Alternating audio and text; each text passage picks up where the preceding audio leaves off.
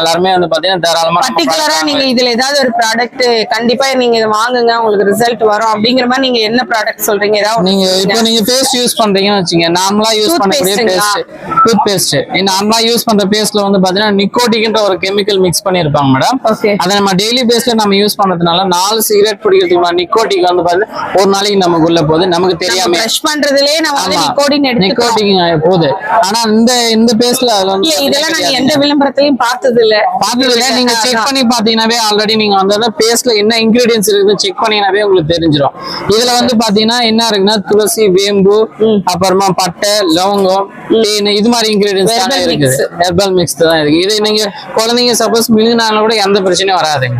சரிங்க சார். அது மாதிரி வந்து பாத்தீங்கன்னா இது G8014 சொல்லுவோம். இது வந்து பாத்தீங்கன்னா வாதம், பித்தம், கபம் இருக்கு இல்லையா, அதை மூணும் வந்து பாத்தீங்கன்னா பேலன்ஸ் பண்ணி கொடுக்கும்.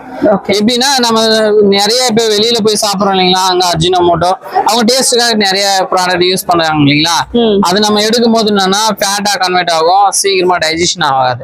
இது வந்து உடம்புல டாக்ஸின்ஸ் அக்யூமுலேட் ஆகாமையும் ஃப்ரீ ராடிகல்ஸ் டேமேஜும் தடுக்குது. ஓகே. நிறைய நிறைய ப்ராடக்ட்ஸ் ரேஞ்ச் இருக்கு போல. நம்ம கிட்ட 250 ப்ராடக்ட்ஸ் இருக்குது மேடம். 250 ப்ராடக்ட்ஸ். ஆமா.